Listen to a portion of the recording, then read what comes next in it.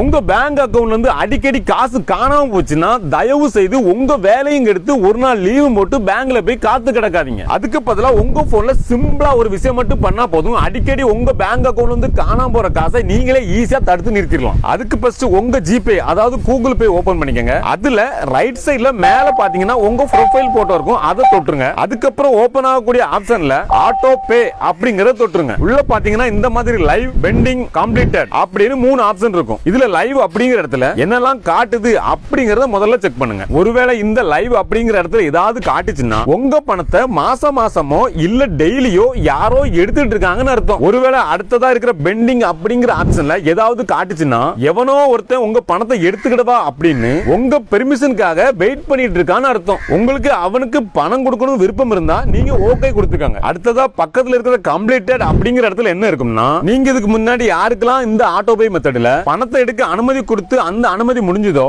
அந்த லிஸ்ட் எல்லாமே இருக்கும். இந்த 3ல நம்ம முக்கியமா பார்க்க வேண்டியது லைவ் அப்படிங்கிற ஆப்ஷன்ல இருக்கிறது தான். இந்த ஆப்ஷன்ல இருக்கிறத நீங்க தொட்டீங்கன்னா இந்த மாதிரி ஒரு பேஜ் ஒன்னு ஓபன் ஆகும். அதுல ஸ்டார்ட் டேட் அப்படிங்கிற இடத்துல என்ன போட்டிருக்குதோ அதுதான் உங்க அக்கவுண்ட்ல இருந்து அவங்க பணம் எடுக்க ஆரம்பிச்ச நாள். அதுக்கப்புறம் கீழே இருக்கிற டிரான்சாக்ஷன் அப்படிங்கறத தூக்கி விட்டீங்கன்னா இதுவரைக்கும் அவங்க எந்தெந்த தேதியில உங்க அக்கவுண்ட்ல இருந்து எவ்வளவு பணம் எடுத்திருக்காங்க அப்படிங்கறத கரெக்டா காட்டிடும். அதுக்கப்புறம் மேல இருக்கிற எண்ட் டேட் அப்படிங்கிற இடத்துல எந்த தேதி போட்டிருக்கோ அந்த தேதி வரைக்கும் உங்க அக்கவுண்ட்ல இருந்து பணத்தை எடுக்கிறதுக்கு அவங்களுக்கு அனுமதி இருக்கு. இப்போ ஸ்கிரீன்ல தெரியுறத பாத்தீங்கன்னா கிட்டத்தட்ட டிசம்பர் 2034 வரைக்கும் அனுமதி கொடுத்து வச்சிருக்காரு. சரிப்பா, மாசம் இந்த 149 ரூபாய யார் எடுக்கா எதுக்காக எடுக்காங்க அப்படிங்கறத நீங்க தெரிஞ்சுக்கிட்டோம்னா மேல இருக்கிற ஆட்டோ பே ஆன் அப்படிங்கறத தொட்டுருங்க. இதுல அப்படியே கீழே இந்த இடத்துல பாத்தீங்கன்னா யாருக்கு இந்த 149 ரூபாய் போகுது அப்படிங்கறத போட்டிருக்கோம். அதுக்கு மேல இருக்கிற நோட்ஸ் பார் டிஸ்கிரிப்ஷன் அப்படிங்கிற இடத்துல பாத்தீங்கன்னா யாரு பணம் எடுத்திருக்கா அப்படிங்கறது போட்டிருக்கோம். இப்போ இதுல பாத்தீங்கன்னா யூடியூப் காரன் தான் பணம் எடுத்திருக்கான். இப்போ ஒருவேளை யூடியூப் காரன் மாசம் பணம் எடுக்காம இருக்கணும்னு நினைச்சீங்கன்னா அப்படியே பேக் வந்தீங்கன்னா கீழே அடியில